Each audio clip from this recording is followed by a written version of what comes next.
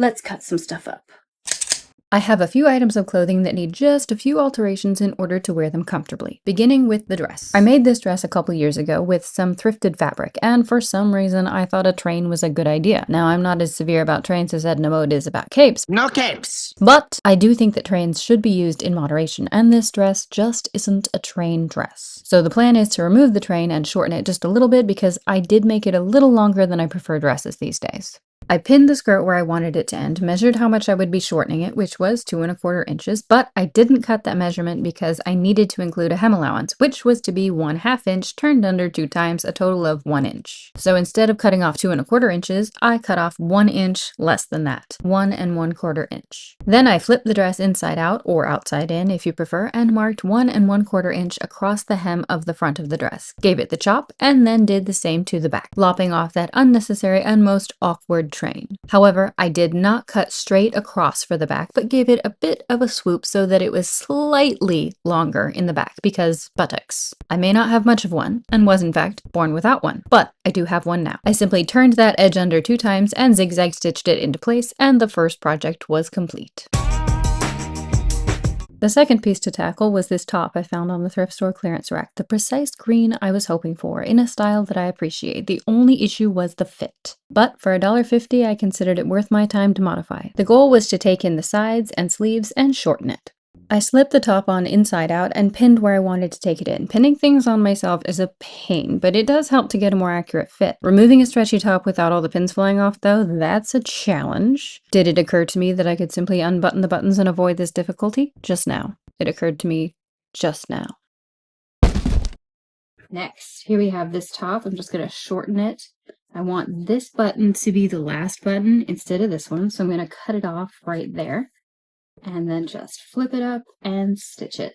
Very simple. This portion is also fairly simple. All I'm going to do is take it up from about here and just take it in. And I can do that because this is exactly the way the side and the sleeve were sewn originally, so it's nice and flat here. Most stretch knit tops right now I think are sewn using this method. Some though, you'll find some tops that are sewn here and then they stop and then they put the sleeve on, which makes this a little bit different. Just like this top right here was sewn side seam up to here, and then the sleeve was inserted. So instead of this being flat, this is flat. So if I were to take this up in that same manner, I would have a lot of bulk going on here. But I don't have to worry about that on this top because that's the way it was sewn originally. So I'm good to just go ahead and take it up right there. For the bottom edge, I just marked all the way around where I wanted to chop it, leaving enough for a tiny hem, and then I chopped it.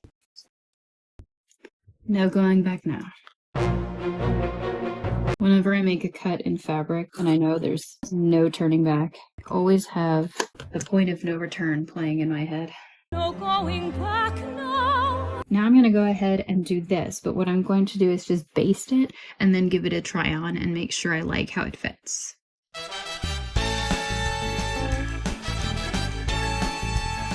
One of the ways to minimize bulkiness in the underarm when doing an alteration like this is to, instead of having the seam allowances both pointing the same direction, is to just flip one the opposite direction. So this seam right here still meets perfectly. They're in the same spot, but the allowances are pointing in opposite directions, which makes this flat instead of having this many layers all jammed together. Fold it right there and sew across. Makes it so much less bulky. Oh yeah, this is so much better. I am kind of tempted to just leave it raw. Should I? I kind of like it. So I can just turn the edge under and it will look like that. That's cute. But why does this look cuter? I don't know. I do need to take this in just a little bit more, I think. Just a smidge, you know? Just a smidge. Smidge it in a little bit, and then, oh no, I can't decide. Turn it up, or just leave it raw. You know what? I think I'm gonna leave it a raw edge. And if I change my mind later, I can just go ahead and turn it under. I'm surprised. Usually I hate raw edges. I think I'm gonna leave it. This is much better. Right here, this just feels and looks so much better. So I'll just go ahead and sew this with a zigzag stitch. And then I'll trim the seam and finish the edges with a zigzag stitch. And this will be finished. To ensure symmetricality, I folded the top in half and trimmed the sides, being sure to leave a seam allowance. In doing this, I cut off the tag. Now, I do belong to the club that hateth tags. They are incredibly irritating, but I do like to have a reminder of what the garment is made of and how to best care for it. So I don't like to toss the tags, but I also don't like to reattach them. So after I secured the seams and finished the edges, both with a zigzag stitch, I took a scrap piece of the top and made a little loop, sandwiching the tag inside so that I could loop it around the hanger belonging to the top. And I seriously considered removing that other tag, but I decided to do that some other time. This skirt is made of fabric that I found at the thrift store. When I found it, I have no idea. And I think I made the skirt this year, but I can't say for sure. The only thing I can say for sure is that I like the skirt, but it is just a bit long for my liking, so I want to shorten it. I guess that's two things I can say for sure. I could obviously just hem the bottom up, stitch that, and be finished. However, all of the tiers are the same length, so if I hem the bottom, that bottom tier is going to be a different length than all the rest, and it's just going to really throw the balance off. So what I'm going to do is a little more time and effort, but I think it will look better. Just take up each tier just a little bit. And there are a lot of tiers, so like I said, this will take some time, but I think it will look much better.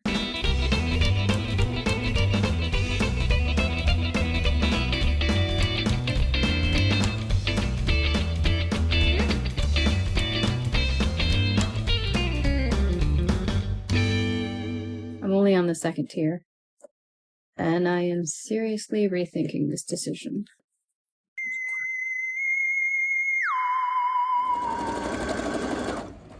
And finished. Finally.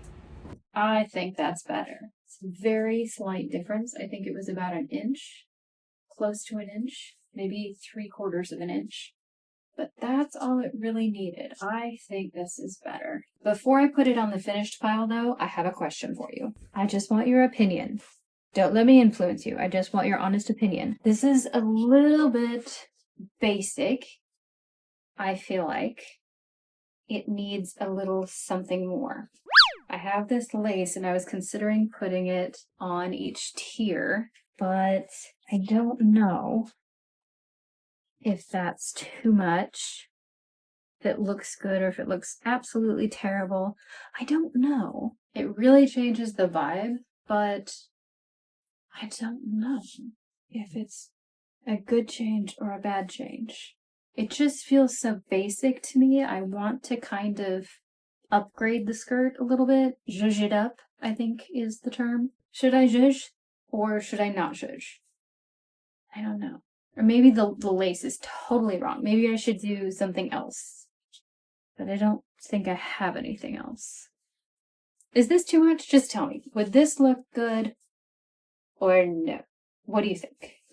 Last item on the menu, the jeans. I've had these jeans for about 5 years now, so I think it's a good time to go ahead and hem them. Of course, I can cuff them up, which is what I've been doing since I got them off the Walmart clearance rack for $1, if you can believe it. Those are good old days. But I really don't care for how this looks, so I'm gonna go ahead and give them the chop. And I was also considering doing some work on the pockets. But first, the hem. I just cuffed the pants up about where I wanted them to end and made sure to stand up straight and check again, ensuring that is indeed where I wanted the hem to be, pinned that into place, and moved over to the table where I determined it was to be a 3.5 inch hem. But of course, that was not what I cut off. I needed an 1.25 inch hem allowance so that I could fold it over 5/8 inch one time and then 5/8 inch a second time. So I measured and pinned, making sure that it was an even 3.5 inches all the way around, and then I measured up from the new bottom edge 1 1/4 inch, marking it with a cutting line, and then I cut along that cutting line.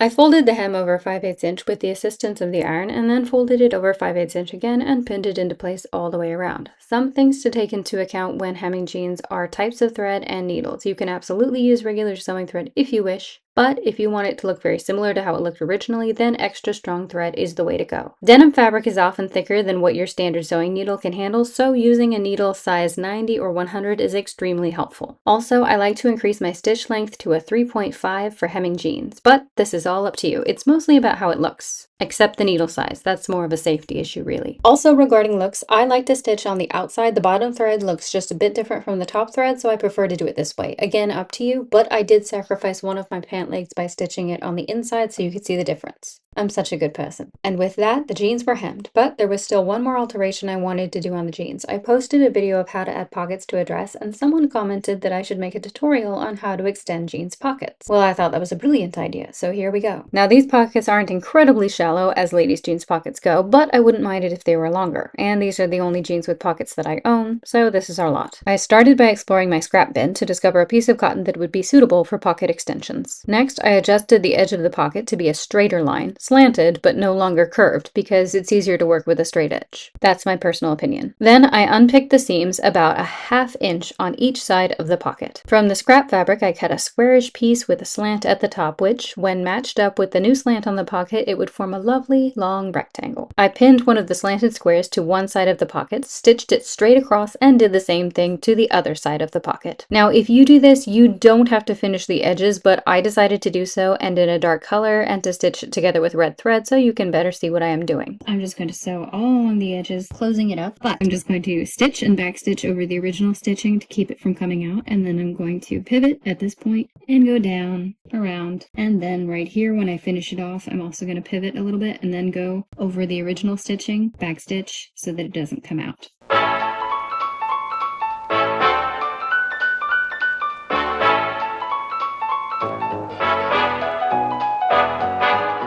And there it is. If I were doing this for a client, I would do it a bit differently. I would do a lot more unpicking and restitching, and it would take more time, but since this is just for me, I don't mind the quick way, and I'm assuming if you want to do this at home, you want the quick way as well. There's nothing wrong with this method. It's speedy, it's structurally sound, it's just not super tidy, that's all. So I'm going to do one more step, which is just stitch this corner right here to this seam allowance, so that when I do put my hands in my pocket and then I take them out, this doesn't get all bunched up, because there's a lot of fabric here. And that was the final step. So there you have it, just a few minor changes on my clothes that one might not even notice. But sometimes it's not about how it looks, it's about how it feels. And I think I'll be feeling much more comfortable in these pieces now, and so will feel much, much better about wearing them.